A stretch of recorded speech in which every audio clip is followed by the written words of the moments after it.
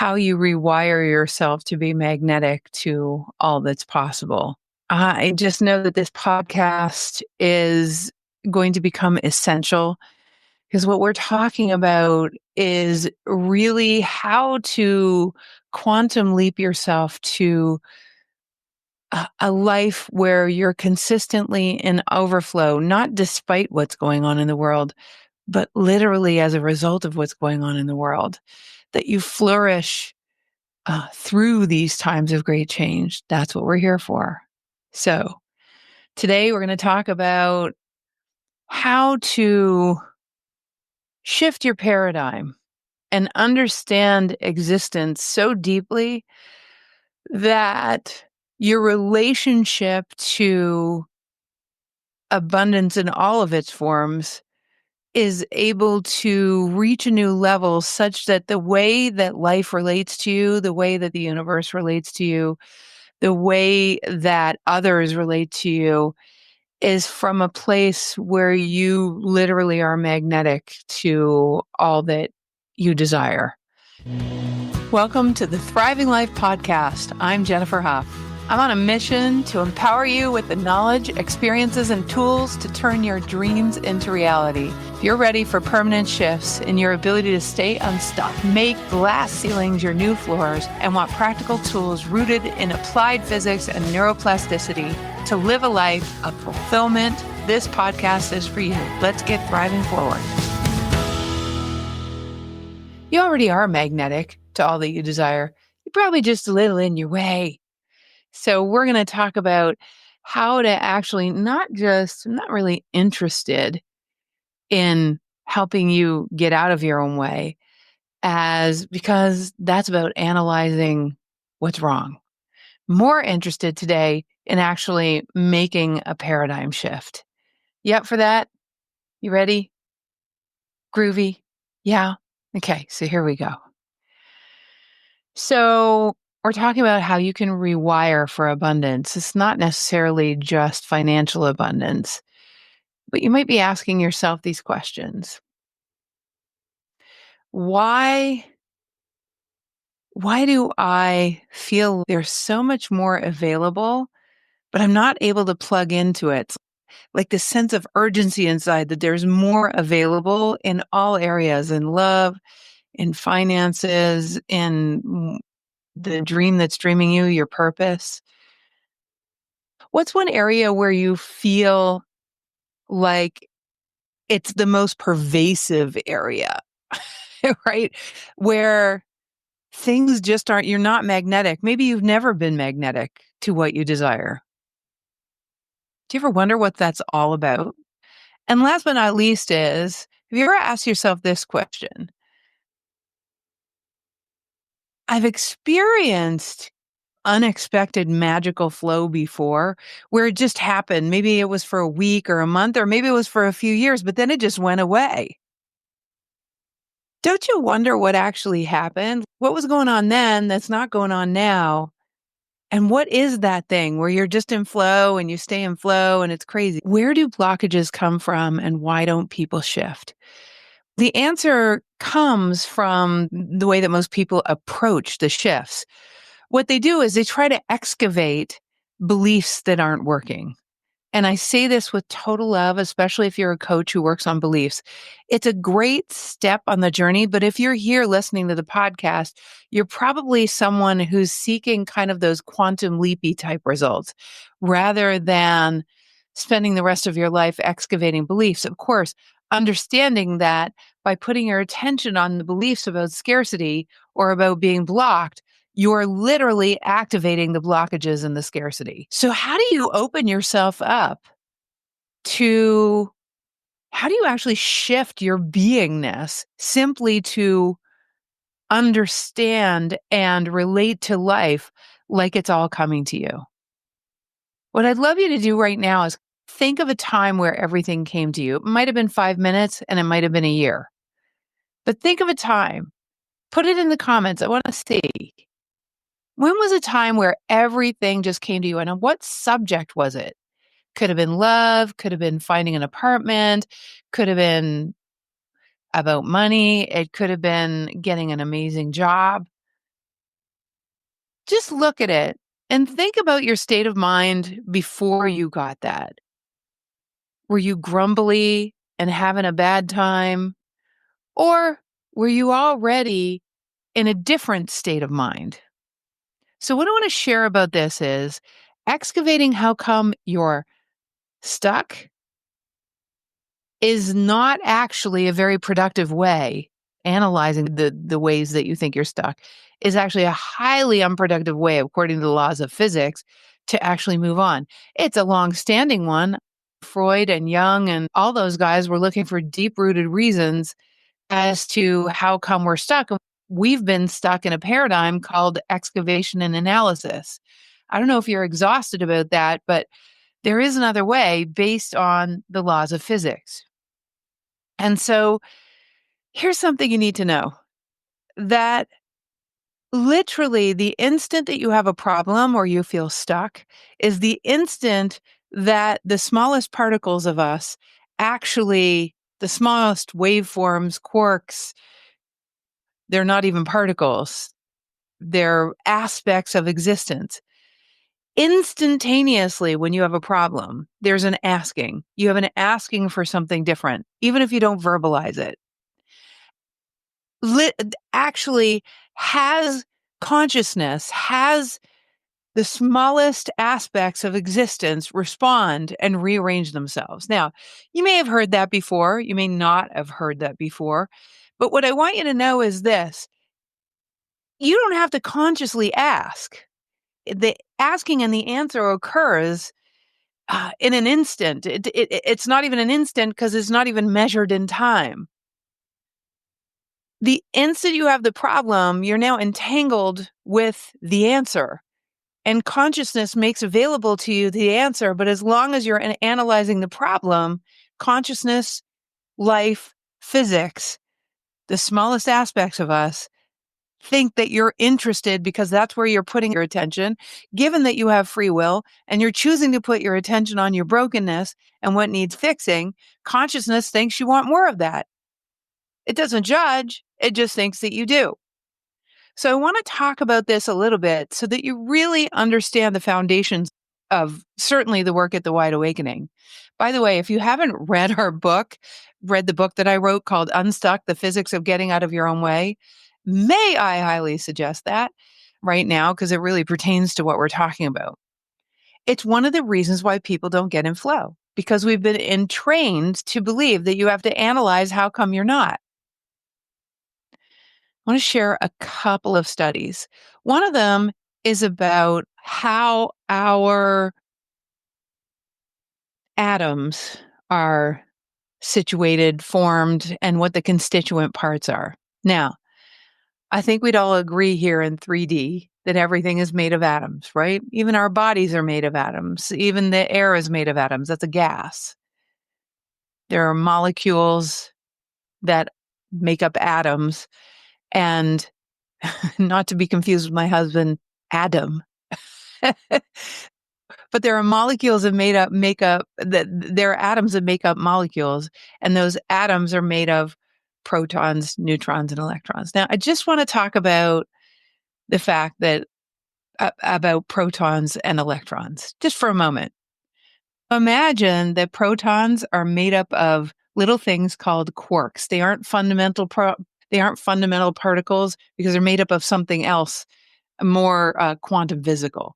They're made up of these little quarks that are brought together by gluons. Yes, they're called gluons. Isn't that crazy?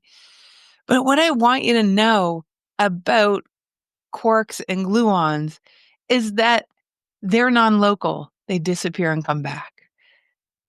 So a foundational element of atoms with a T are made up of appearing, disappearing, and reappearing particles, aspects, let's call them characteristics. Now that's a proton. Let's go over to an electron. So what I was taught in high school is that electrons they have a valence shell and they go around and around. They like orbit the middle. And it's still taught in school and it's wrong. Every physicist knows that's wrong. It doesn't go around and around. It disappears and reappears. It doesn't go around. Electrons are non-local. They don't they aren't situated somewhere. And neither are the characteristics of the internals of a proton, meaning that everything we're made of disappears and reappears. Now, what is happening in the space between? What is happening in the time where it's gone? This is where physicists have a little bit of an argument, but not too much. But there is an argument.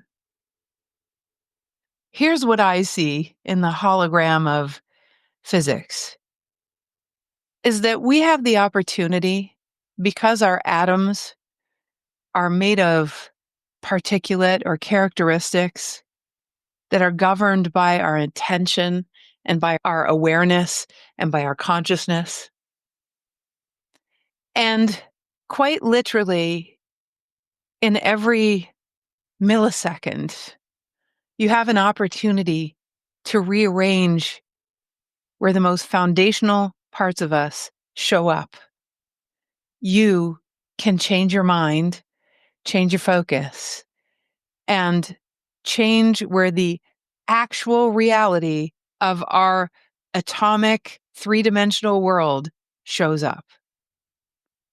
So when you look at what's happening in the world, I certainly am more interested myself, based on the laws of physics, in facing forward and using the contrast and using what's not working in the world to inspire me to focus on what is. I think we need one other experiment explained, which is the slot experiment, whereby particulate was sent through. If you took a tennis ball machine and you had wet, red painted tennis balls, and you had two slots big enough for the tennis balls to go through, imagine that quantum particulate was sent through two slots, just like these wet tennis balls were sent through. And imagine that if you send wet tennis balls through two slots, if there was a wall on the other side, those wet tennis balls, if they were red, would land in a relatively straight line, right? According to the two lines that the tennis balls were sent through. And we have a foundational, as human beings, we have a foundational understanding, even as a kid, of physics, that if you throw enough balls through those two, you'll end up with two straight lines. The thing is, the original experiment, of course, was done in a vacuum. Our intention, our knowing, our basic understanding of physics, even if you wouldn't call it that at 8 years old, of them landing in two straight lines aren't there. So what happened is that these electrons are sent through the two slots, and on the other side, it was as though a whole field, as if it was water, a whole field of those particulates, of those aspects of the field, got disturbed. It was like waves. When you fired them through the slots, there were waves that came out the other side. Interesting, neither here nor there. You probably don't think it's a big deal. Maybe you've even heard this before. But people bypass it. This is no small experiment, because when the experiment was done without the vacuum and the human consciousness was available to the experiment, what happened is, instead of there being a field of possibility where those particles, those aspects could land anywhere, the instant a human being's consciousness was in the room, those subatomic particles actually landed in two straight lines. What does that mean? It means your reality, literally the subatomic particles that form everything, land as exactly as you expect, whether you're conscious of it or not. You are giving off information, photon packages of information that are informing the subatomic particulate which way they're going to land. In other words, if we're going to say this in real terms, if you want to know where your vibration is at and where your thoughts are at, subconscious or not, about money, for instance, then look at how your life is landing. Look at what's in your bank account. Look at how it flows. If you want to know about how receptive you are to the miracles being normals, look at how often they happen. Are they happening all day, every day? Are you aware of them all day, every day? Or is it like once a month or once a week? And you go, oh my God, life loves me. Instead of having that feeling of being in the flow all the time. These are some pretty foundational pieces to our work in that if you don't understand the laws of physics, if you focus on excavating everything that's wrong with you, you'll just end up with more reasons to excavate the rest of your life. So this is an entirely different way of moving through stuff. I was talking to a girlfriend today, and I thought it was really interesting. And I had another client talking about his relationship to being on the spectrum. And I've had a few clients like that, as you can probably imagine, people who feel like they're real unicorns. And a couple of times, including today, someone has called me up and said, "Oh, I forgot that this person that I'm in relationship is on the spectrum and they don't release, like, I'm not getting my emotional well-being taken care of. They don't relate to me in a way that's helpful." But they forgot, and as soon as they had that awareness again, it's everything dropped in, and instead of having an expectation that they should be a different way than they are, all of a sudden there was love because they no longer projected that expectation, because literally for someone who's on the spectrum, it's very difficult to respond emotionally to another person the same way. All of a sudden there was great love. Did the relationship change? No, the relationship did not change. They're still the same people. But because the understanding of life shifted, all of a sudden love became available. And that's literally getting out of the way of the universe, because your new understanding is in alignment with the universe. And instead of analyzing what's stuck, there was a realization of what's true. And realizing deeper truths about consciousness is exponentially more productive than actually excavating. Because what deeper awarenesses do is they actually expand your awareness so deeply that you start to align with life and physics based on those deeper truths, and you can transmute hundreds of beliefs. So I share this with you because I'm going to talk in the next few weeks about the masterclass coming up. And I want you to know, and we'll have masterclasses occasionally all year, so pay attention.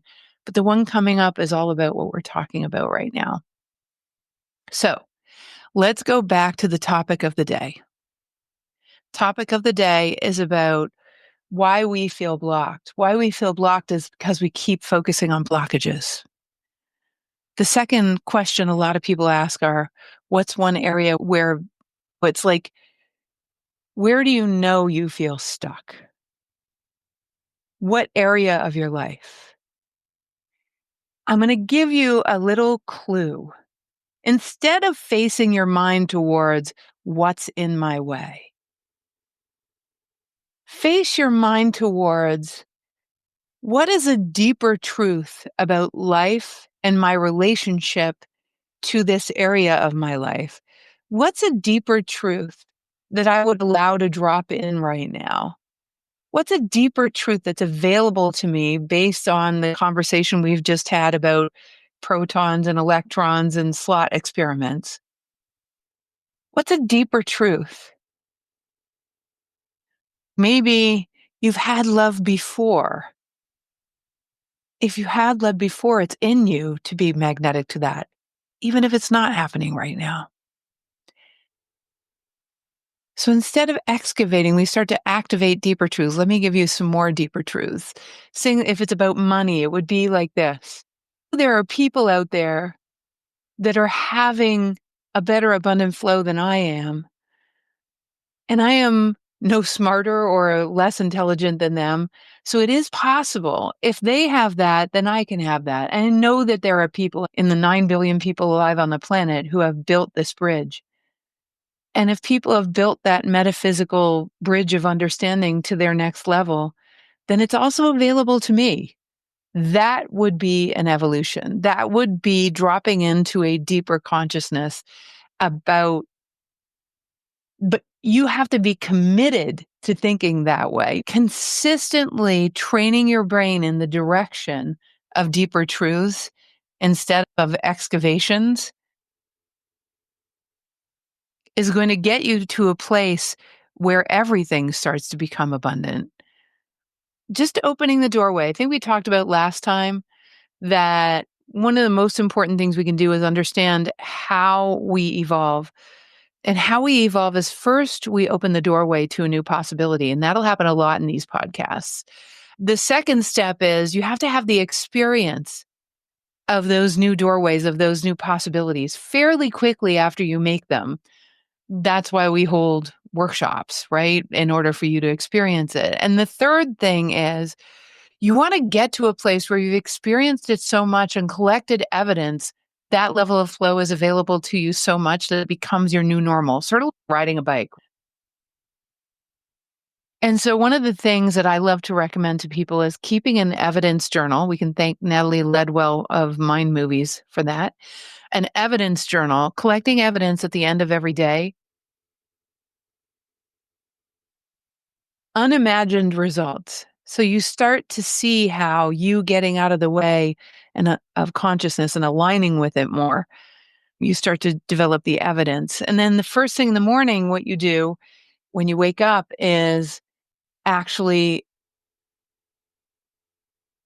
start to look for deeper truths. Wake up to deeper truths. Maybe even imagine how your day might go, knowing the meetings that you have, and letting your biology catch up to a new future. Then the last thing we talked about is this unexpected flow of abundance that you've had that maybe it hasn't been consistent for you, right? You haven't been able to keep consistently. You ever had that?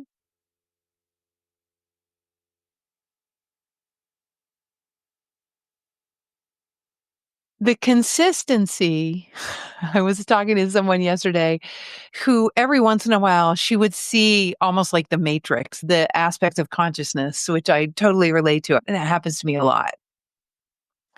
And so she would just be able to unplug from this reality that we've agreed to and see all the constituent parts. Creepy, right? But as soon as she would try to dive into it, she wouldn't be able to see it. She would try to focus in. But here's the thing, you guys, with intuitions and with multidimensional things and with, metaphysical phenomenon, as soon as you go after it, like with a degree of desperation, you literally push it away. What I shared with her, same as abundance, is don't make it abnormal. Don't get all excited. Just back up and allow yourself to see the bigger picture. And abundance is the same way. Actually back away from it. Stop going after it and let the possibilities come to you. The best way to do that is to make sure that every day you're focusing on, you're collecting evidence for your blessings. And by collecting evidence for your blessings as a practice, what happens is you're telling consciousness you want more instead of focusing on your brokenness. And we already talked about the physics of that. So understand that it's going to take a good 3 months of consistency. But if your entire life changed in 3 months just from focusing on, just take a break from how you've been doing it. Take a break. And the keys to the kingdom are before you. The slot experiment says it all. Literally, your atoms are disappearing and reappearing, or at least the constituent parts are, giving you an opportunity in every moment, in every millisecond. All is not lost to actually rewire yourself towards an abundant life. You have so much opportunity. We have so much opportunity. And the contrast is creating lots of catalyzing energy to get clear. So, you guys, make sure you do our quiz, the In the Flow Quotient quiz, see how in the flow you are, and just adore you. Just, my heart is so full. I'm so glad you're here for this journey. Make sure you like us and you follow us and you share. Hey, I deeply appreciate you joining me on the Thriving Life podcast. In these times of great change, it's so good to come together. I'm on a mission to empower you with the knowledge, experiences, and tools to turn your dreams into reality. Your dreams matter. Thank you for joining me because you, like me, are a movement of one to many. Your thoughts and suggestions really matter to me, so please join me on LinkedIn at Jennifer Huff or on Instagram at The Wide Awakening and post a comment about what you got from the show or drop me a DM. I love that. Make sure to subscribe so you never miss an episode. And if you enjoyed today's show, please leave a review or many reviews. It really helps us to reach more people, and that is what a movement is all about. Until next time, keep thriving.